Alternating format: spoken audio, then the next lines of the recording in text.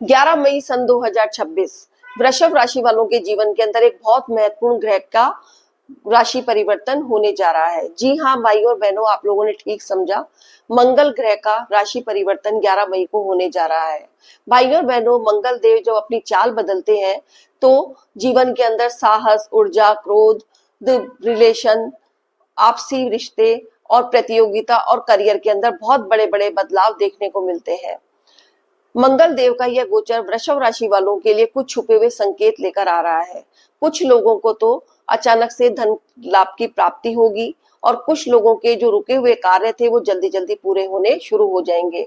लेकिन वहीं पर कुछ लोगों को मानसिक चिंता, वाद विवाद आदि चीजों से गुजरना पड़ सकता है। तो आखिर मंगल देव का यह गोचर वृषभ राशि वालों के लिए क्या लेकर आ रहा है?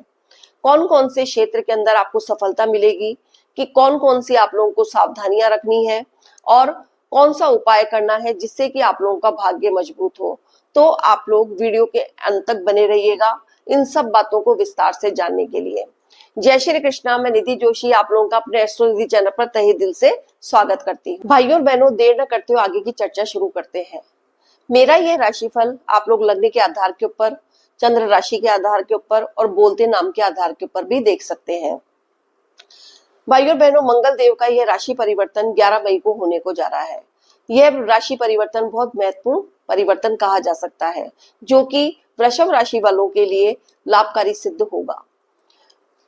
सबसे पहले बात करते हैं कि मंगल देव का यह गोचर आप लोगों के जीवन के ऊपर क्या प्रभाव डालेगा। तो मंगल देव आपके द्वादश भाव के अंदर 11 मई को गोचर करेंगे, जो कि अब तक एकादश भाव के अंदर मंगल शनि के साथ युति बनाकर गोचर कर रहे थे। यह एक बहुत विस्फोटक स्थिति कही जा सकती है, लेकिन अब 11 मई के बाद यह विस्फोटक स्थिति टूट रही है और मंगल देव आपके द्वादश भाव के अंदर गोचर करना शुरू कर देंगे। यह इनकी खुद की अपनी राशि है, मेष राशि, जिसके अंदर मंगल देव आपके द्वादश भाव के अंदर गोचर करेंगे। अब आपके कुंडली के अंदर मंगल देव आपके सप्तम भाव और द्वादश भाव के स्वामी बनते हैं और वो जाकर आपके द्वादश भाव के अंदर विराजमान है। तो वृषभ राशि वालों के जीवन के अंदर इसका क्या प्रभाव पड़ेगा? अब आप लोगों के मन के अंदर ये प्रश्न आ रहा होगा कि 12वां भाव तो अच्छा भाव नहीं माना जाता है, लेकिन आप लोगों को यह भी समझना होगा कि मंगल देव यहाँ पर अपनी स्व राशि के अंदर बैठे हुए हैं, यानी कि मेष राशि के अंदर।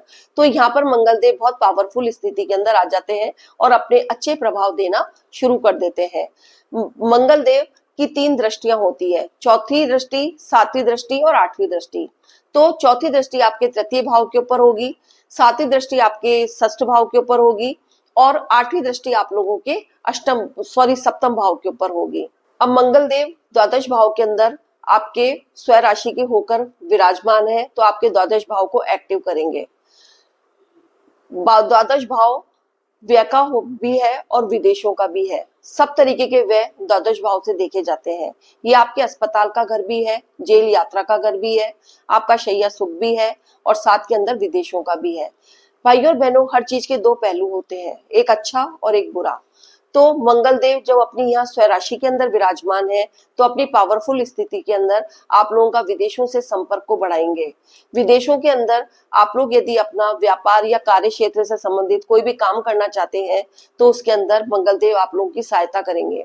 इसके अलावा आप लोग यदि काफी टाइम से वीजा की तैयारी कर रहे थे, आप लोगों को वीजा नहीं मिल रहा था, कोई ना कोई रुकावट बनी हुई थी, तो उसके अंदर आप लोगों को वो सहायता प्राप्त होगी मंगल देव की। और पीआर भी आप लोगों को मिल सकेगी। या अगर आप लोग एक्सपोर्ट इंपोर्ट का बिजनेस करना चाहते हैं तो उसके अंदर आप लोगों को सफलता मिलेगी। आपके कार्य क्षेत्र के अंदर यदि आप लोग जॉब वगैरह के अंदर विदेशों से संपर्क करना चाहते हैं, विदेशों से आप लोगों के लिए कोई अच्छी जॉब का ऑफर आ सकता है, तो इस तरीके से द्वादश भाव के अंदर बैठकर मंगल देव आप लोगों को विदेशों से संपर्क बढ़ाने में, नेटवर्क बढ़ाने के अंदर बहुत ज्यादा सहायता करने वाले हैं। अब मंगल देव की जब चौथी दृष्टि आपके तृतीय भाव के ऊपर जाएगी तो तृतीय भाव आपके छोटे भाई बहनों का है, आपकी मेहनत का घर है, आपके पराक्रम का घर है, आपके अड़ोसी पड़ोसी का घर है और आपकी छोटी छोटी यात्राओं का घर है। तो मंगल देव जबकि दृष्टि जब इस भाव के ऊपर जाएगी तो ये चंद्रमा का घर है, चंद्रमा और मंगल देव मित्र है, तो इनका प्रभाव बहुत अच्छा देखने को मिलेगा। आपका मेहनत दुगनी हो जाएगी। आप अपनी छोटी छोटी यात्राओं के अंदर मेहनत करके अपने आय के कई स्रोत आपके सामने देखने को मिलेंगे, आपको उसके रास्ते देखने को मिलेंगे, कई अवसर मिलेंगे, जिसकी वजह से आप लोगों की आर्थिक स्थिति मजबूत होगी। इसके साथ ही आप लोगों के छोटे भाई बहनों के साथ संबंध भी अच्छे रहेंगे।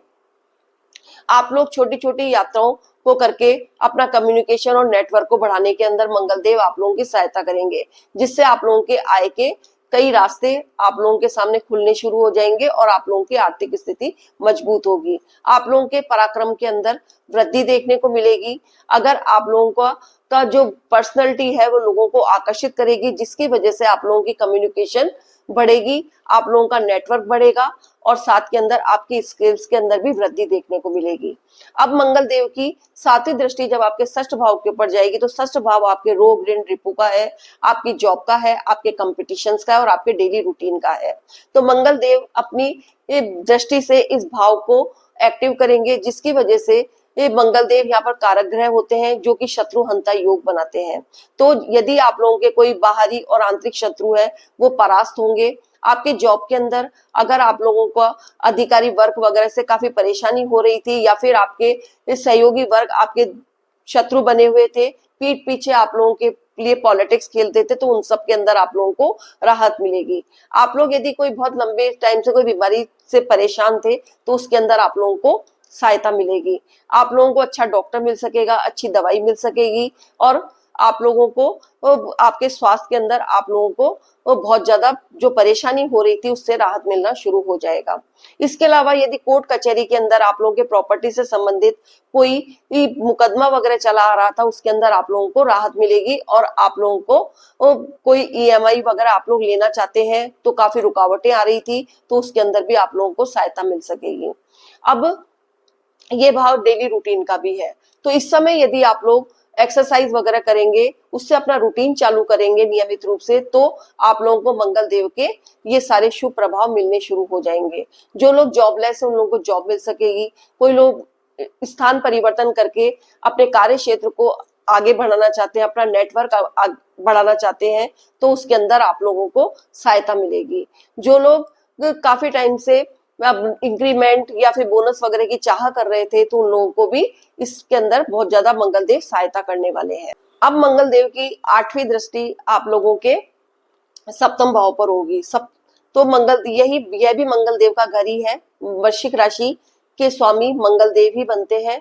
तो यहाँ पर मंगलदेव आप लोगों के जो अब तक वैवाहिक जीवन के अंदर परेशानियां चली आ रही थी, कोई वाद विवाद चला आ रहा था, कोई मनमुटाव था, तो उससे आप लोगों को राहत मिलेगी।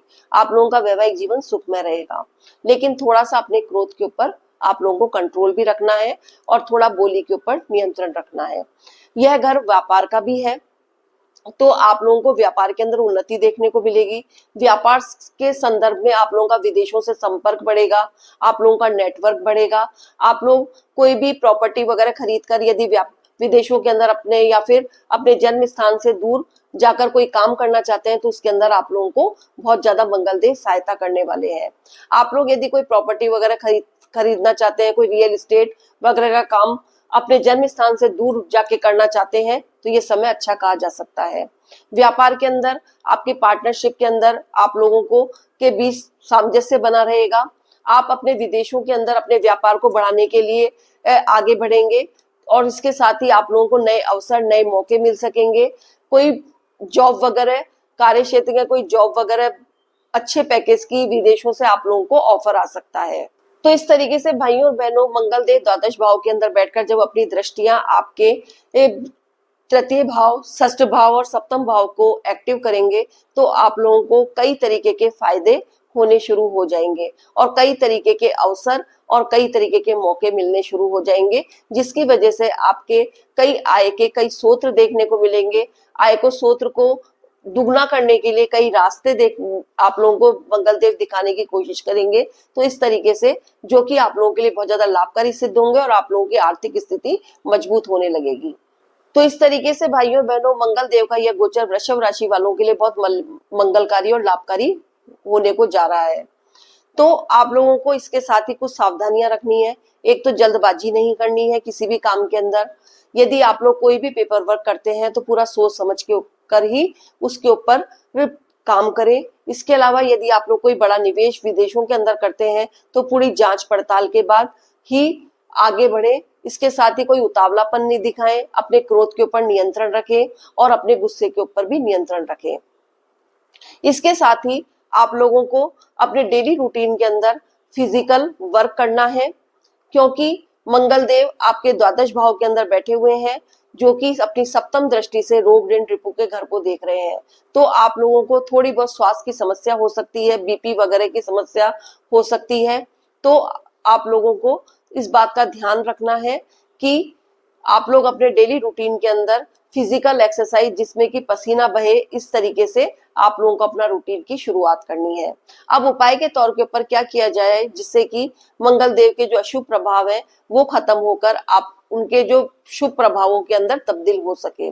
तो आप लोगों को हनुमान जी की आराधना नियमित रूप से करनी है, हनुमान चालीसा का पाठ नियमित रूप से करना है, हनुमान जी के मंदिर के अंदर मंगलवार को बूंदी का लड्डू चढ़ाना है और लाल चीजों का दान करना है। अगर आप लोग ये सब उपाय करते हैं तो मंगल देव का यह गोचर वृषभ राशि वालों के लिए लाभकारी और कल्याणकारी ही हो सकता है। तो भाइयों और बहनों, मैं अपनी वाणी को अब यहीं विराम देती हूँ। अगर आप लोगों को मेरा वीडियो अच्छा लगा हो तो प्लीज मेरे वीडियो को लाइक कीजिएगा, शेयर कीजिएगा और बेल आइकॉन का बटन दबाना मत भूलिएगा। सेफ रहिए, स्वस्थ रहिए। धन्यवाद। जय श्री कृष्ण।